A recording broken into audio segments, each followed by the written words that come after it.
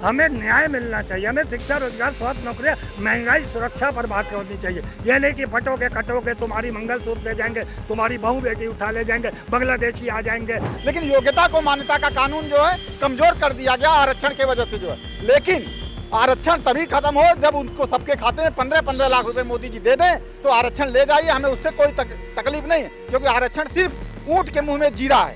मैं भले कांग्रेस का सिपाही हूँ, मगर ये मेरा व्यक्तिगत बयान है। आरक्षण समाज का एक वो कोड है जो हम हर छोटी बड़ी जाति के लिए ले तो आते हैं, मगर उन्हें लड़ाने का काम करते हैं और कुछ नहीं करते। हमें लगता है कि शिक्षा फ्री हो जानी चाहिए। जब आपके पास सरकारी जॉब ही नहीं है, सरकारी जॉब ही नहीं खोल रहे हैं, तो आरक्षण का बात कहाँ से कर रहे हैं। धीरे धीरे ये सरकारी जॉब खत्म करते जा रहे हैं और संविदा कर्मी को बढ़ाते जा रहे हैं। ये आरक्षण ऐसे नहीं खत्म करेंगे, क्योंकि ये जानते बवाल हो जाएगा। संविधान में हमारा हक है। ये आतंकवादी थे, घुसपैठिए थे, पहलगाम के आदमियों को तो आप मार नहीं पाए जो घुसे थे आपके। और राजनाथ क्या कहता है, ना कोई मरा है ना कोई कुछ। वो कहता है एक आदमी नहीं मरा राजनाथ। अब राजनाथ से कहिए चुल्लू भर पानी में डूब मरेंगे क्या आप? 10% 15% में बढ़ा लिए तब बात कर रहे हैं। अभी ये नहीं दे रहे हैं पूर्ण रूप से, प्राइवेट कर रहे हैं। अभी कुछ सरकार हम लोग की आ जाएगी तो कहेंगे नहीं नहीं नहीं, ऐसे होगा वैसे होगा ऐसे होगा, न्यायालय से। तो हम फिर नेशनल कॉल देंगे और फिर इससे बड़ा आंदोलन करके हम दिखाएंगे। तो आप मोदी जी सॉरी, मैं कहा जी बोल गया, मैं तो जी लगाता ही नहीं। पार्ले जी को जी कह सकता, मोदी को जी कभी नहीं कहूँगा, क्योंकि वो उस लायक नहीं है। खैर, नमस्कार, मैं शिवम पांडे और अभी मैं मौजूद हूँ हजरतगंज में भाजपा कार्यालय के पास। सीजेपी प्रोटेस्ट खत्म होने के बाद भारत में इसमें एक नया आंदोलन फिर से शुरू हो गया है, रिजर्वेशन हटाओ मूवमेंट। इस मुद्दे पर बात करने के लिए मैं लखनऊ के हजरतगंज इलाके में आ गया हूँ। हमारे साथ कुछ लोग मौजूद हैं, उनसे जानेंगे कि भारत में आरक्षण को लेकर लोगों की क्या राय है। चाचा, आपका नाम? सतपाल सिंह। क्या लगता है कि भारत में आरक्षण को लोग किस नज़रिए से देखते हैं? देखिए, मैं व्यक्तिगत यहाँ पे हूँ, मैं भले ही कांग्रेस का सिपाही हूँ, मगर यहाँ पर मेरे विचार शायद पार्टी से ना मिले। हो सकता है कांग्रेस के भी मेरे जैसे विचार हो या और पार्टियों के मेरे जैसे विचार हो। मैं आरक्षण के शुरू से ही खिलाफ रहा हूँ। आरक्षण एक ऐसा कोड है जो राजनीतिक पार्टियों को कहीं ना कहीं चुनाव के वक्त इसके इर्द गिर्द आकर माहौल ख़राब करना, लोगों को प्रभावित करना, उनका माइंडसेट करना, कुछ ना कुछ इस तरीके का जो ये चलता है। मुझे लगता है कि आरक्षण को टोटली ख़त्म करना चाहिए और साथ साथ में ये जो आप फ्री की रेवड़ी देती है इसको भी ख़त्म किया जाए। अब देना क्या है आपको, हमें युवाओं को पढ़ाइए आप, उससे शिक्षा एजुकेशन जो है ग्रेजुएशन तक उसे फ्री की जाए ऑल ओवर इंडिया। ये नहीं कि फिर उत्तर प्रदेश की बात है। अमित शाह का एक बयान बहुत वायरल हो रहा है। अमित शाह ने बोला है कि हम आरक्षण को हटने नहीं देंगे, बीजेपी आरक्षण को हटने नहीं देगी। देखिए, ये क्या नहीं हटने देंगे, ये क्या हटने देंगे, ये बात की बात है। मैंने शुरुआत में ही कहा है, मैं भले कांग्रेस का सिपाही हूँ, मगर ये मेरा व्यक्तिगत बयान है। आरक्षण समाज का एक वो कोड है जो हम हर छोटी बड़ी जाति के लिए ले तो आते हैं, मगर उन्हें लड़ाने का काम करते हैं और कुछ नहीं करते। हमें लगता है कि शिक्षा फ्री हो जानी चाहिए, हमें लगता है कि हमें न्याय मिलना चाहिए, हमें शिक्षा, रोजगार, स्वास्थ्य, नौकरियां, महंगाई, सुरक्षा पर बात होनी चाहिए। यह नहीं कि फटोगे कटोगे, तुम्हारी मंगलसूत्र ले जाएंगे, तुम्हारी बहू बेटी उठा ले जाएंगे, बांग्लादेशी आ जाएंगे, तो ये हो जाएगा वो हो जाएगा। अगर कांग्रेस सत्ता में आ जाएगी तो बाबरी वो मंदिर में ताला लग जाएगा, बाबरी ताला लग जाएगा। ये वर्ड किसी और के नहीं है, बाबरी ताला के, ये प्रधानमंत्री के वर्ड है। तो आपको ये समझना पड़ेगा सर कि मैं सिर्फ और सिर्फ इसलिए खिलाफ हूँ। आप एक बार आरक्षण लाते हो, उस पर महीनों दुकानदारी चलाते हो आप अपनी, कुछ नहीं होता। कोई पार्टी उसको कहती है इतने % ले आओ, कोई से, मगर कहीं भी अमली जामा नहीं पहनाया जाता।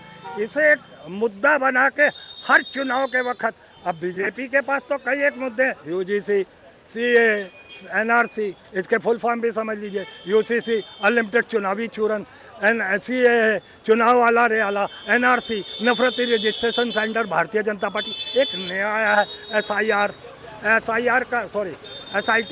SIT का भी मतलब समझ लीजिए, सेल्फ इन्वेस्टिगेशन टीम है, नॉट की special investigation team, self investigation team है जिसका मुखिया योगी आदित्यनाथ है। तो SI की रिपोर्ट क्या होगी? हम मकान बनाते हैं तो जीना नीचे से ऊपर जाता है कि ऊपर से नीचे आता है? नीचे से ही ऊपर जाएंगे ना। पहले FIR हुई नहीं और SIT घोषित कर दिया आपने।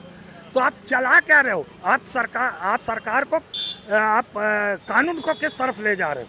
आप बिल्कुल एकदम मनमाने ढंग से सेल्फ इन्वेस्टिगेशन टीम बना के आप योगी आदित्यनाथ जी ये अन्याय नहीं कर सकते जनता के साथ। जनता अब आपको समझ चुकी है। नरेंद्र मोदी को भी झुकाया है। झुकने वाला झुकती है दुनिया, झुकाने वाला चाहिए। वो एक बांगी देखी हमने दिल्ली में 20 तारीख को। मैं 19 और 20 को दिल्ली में ही था। मैं छात्रों के संगठन में उनका हिस्सेदार बना था। मैंने देखा था किस बेदर्दी से लाठियां मारी गई थी युवाओं को, और उसके बाद हम पे FIR कर दी गई। जब झुकी सरकार तो हमने कहा हमारे FIR भी वो होंगे, हमें मुआवजा भी मिलेगा। हम सब बातों पे हमने राजी कर लिया, मगर ये निरकुश सरकार इसने बंगाल, बिहार और असम को फिर घेर लिया। मगर अभी तक सूत्रों के मुताबिक कह रहा हूँ ये मेरे मुताबिक तो गोदी मीडिया सूत्र चलाती है। मैं जो पढ़ा है, मैंने देखा, वो बिहार में और असम में कार्रवाई स्थगित हो गई है। सबको छोड़ दिया जाएगा। बंगाल को वो क्यों टारगेट कर रहे हैं या उसके पीछे क्या मंशा है बीजेपी सरकार की, ये आने वाले और 24 घंटे में पता चल जाएगा। क्योंकि CJI जो ये CJ पार्टी, ये जो काकरोच जनता पार्टी है, उसने ये एक मिनट रुक जाइए, उसने साफ साफ कह दिया कि अगर एक भी आदमी को न्याय नहीं मिला तो हम फिर नेशनल कॉल देंगे और फिर इससे बड़ा आंदोलन करके हम दिखाएंगे। तो आप मोदी जी सॉरी, मैं कहाँ जी बोल गया, मैं तो जी लगाता ही नहीं। पार्ले जी को जी कह सकता, मोदी को जी कभी नहीं कहूँगा क्योंकि वो उस लायक नहीं है। खैर, बिहार में एक वीडियो वायरल हो रहा है जहां पर छात्रों के ऊपर AK-47 से हमला किया गया। जी मैं वही तो कह रहा हूँ, आतंकवादी थे, घुसपैठिए थे। पहलगाम के आदमियों को तो आप मार नहीं पाए जो घुसे थे आपके।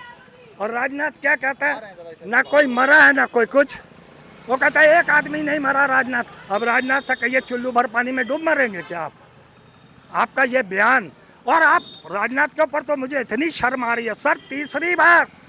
तीसरी बार राजनाथ का बयान आया है कि पाकिस्तान से अगर कोई बात होगी तो POK को लेके। मैं पूछना चाहता हूँ राजनाथ जी, पाकिस्तान ने तुमसे कौन सा सवाल जवाब किया? तुम तीन बार सेम डायलॉग बोल चुके हो। और जब 15 अगस्त, जब 26 जनवरी, जब ये कारगिल कांड, जब पहलगाम, जब पुलवामा होता है, जिस दिन उसकी बरसी होती है, उस दिन आके तुम अपनी गंदी जबान से ये बोलते हो कि पाकिस्तान से POK पर बात होगी, उसके अलावा नहीं। अरे भाई, पाकिस्तान कौन सा तुम्हारे पास आ रहा है? किसने कहा? पाकिस्तान के किस नेता ने कहा कि मैं आपसे बात करना चाहता हूँ? मतलब कितना बचकाना बयान है राजनाथ का। शर्म आनी चाहिए राजनाथ जी आपको। आप हमारे लखनऊ के सांसद ना होते तो मैं शायद हो सकता था टिप्पणी भी गलत कर दे। आपका नाम? शोहित यादव नाम मेरा। क्या लगता है आपको कि भारत में आरक्षण रहना चाहिए, हटना चाहिए, क्या राय है आपकी? नहीं, मुझे तो लगता है कि आरक्षण की बिल्कुल ज़रूरत नहीं है देश में जो है। लेकिन मोदी जी ने जो कहा था कि 15 लाख रुपए हर अकाउंट में, हर खाते में आ जाएगा, जनधन खाते में जो, तो वो पहले मोदी जी दे दें सबको 15-15 लाख रुपए जो है।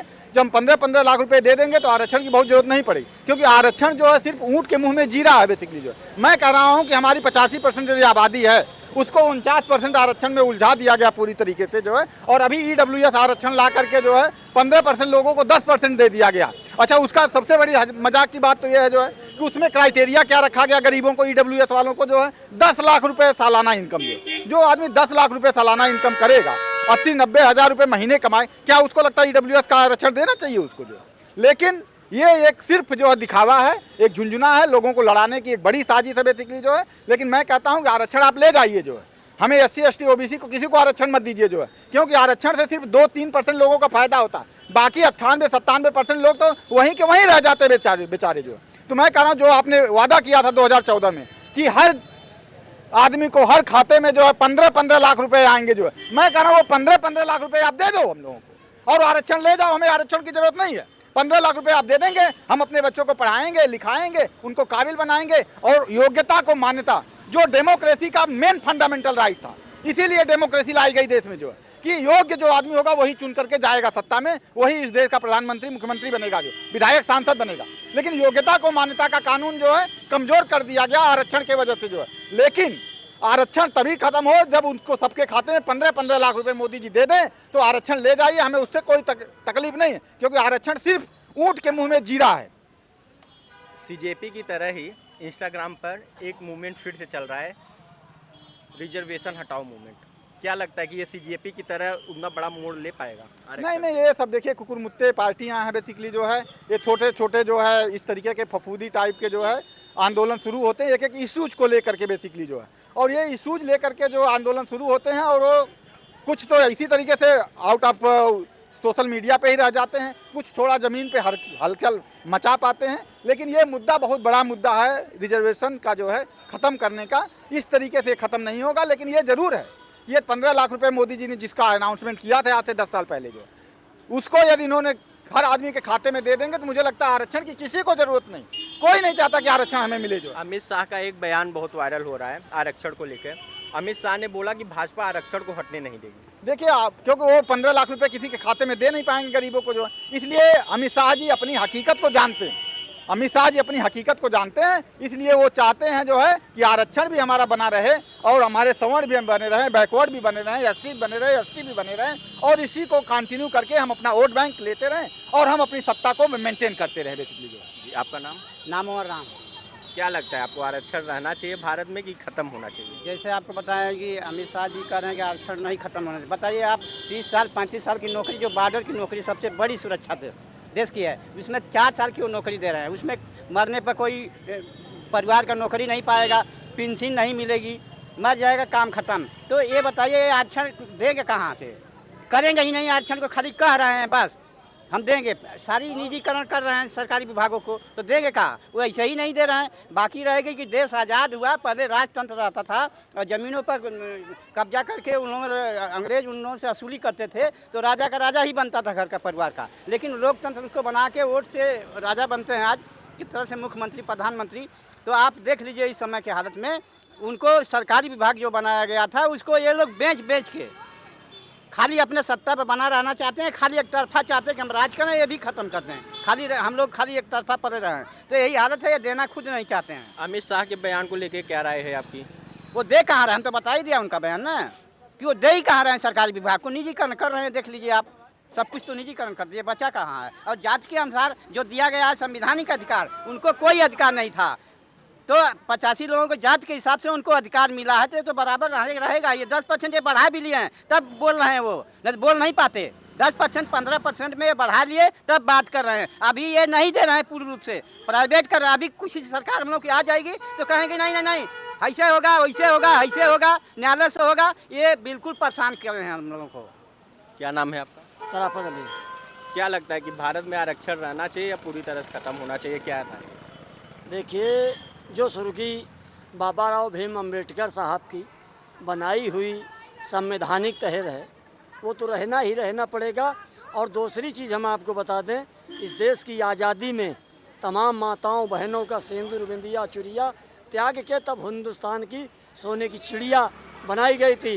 और आरक्षण हम कहते हैं, अगर आरक्षण ख़त्म किया जा रहा है तो जाति जनगणना आप करा लीजिए, जिसकी जितनी भागीदारी उतनी हिस्सेदारी, और यही होगा। अगर आरक्षण खत्म होगा तो जाति जनगणना होगी, और जाति जनगणना से यह क्लियर हो जाएगा जिसकी जितनी भागीदारी उतनी हिस्सेदारी। पहले तो जात, अगर आरक्षण खत्म किया जा रहा है पहले तो जाति खत्म करो, और पहले जो है भेदभाव खत्म करो, तो आई उससे कोई आपत्ति नहीं है। एक भाईचारा का सौहार्द बना रहेगा। अगर आरक्षण रहेगा, अगर आरक्षण खत्म होगा और जाति रहेगी तब भी एक बुराई पैदा होगी। आपका नाम? प्रिंस। क्या लगता है आपको कि आरक्षण रहना चाहिए, खत्म होना चाहिए? क्या राय है आप? आरक्षण खत्म हो चुका है। कहाँ है आरक्षण? कहाँ है आरक्षण? जब आपके पास सरकारी जॉब ही नहीं है, सरकारी जॉब ही नहीं खोल रहे हैं, तो आरक्षण का बात कहाँ से कर रहे हैं? धीरे धीरे ये सरकारी जॉब ख़त्म करते जा रहे हैं और संविदा कर्मी को बढ़ाते जा रहे हैं। ये आरक्षण ऐसे नहीं ख़त्म करेंगे, क्योंकि ये जानते हैं बवाल हो जाएगा। संविधान में हमारा हक है ये। उसके लिए उन्होंने क्या किया?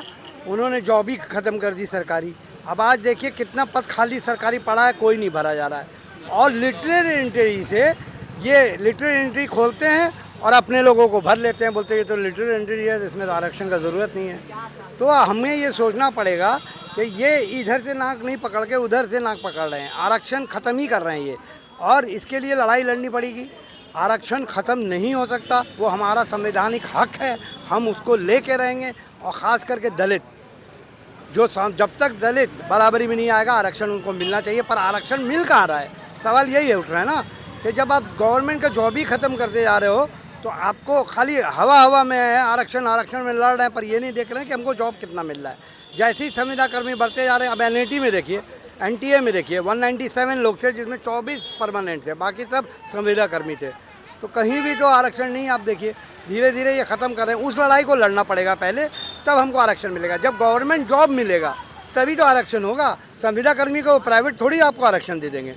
तो सबसे पहला लड़ाई यह है कि गवर्नमेंट जॉब ओपन हो और तब हम देखें कि हमको आरक्षण कितना मिल रहा है। ऐसे ही आरक्षण बंद करने का इनका औकात नहीं है, क्योंकि बाबा साहब ने यह हक दिया है। जब तक संविधान रहेगा हमको आरक्षण रहेगा और आरक्षण ले करेंगे। जय हिंद, जय भारत। तो आपने सुना आरक्षण को लेकर जनता की राय।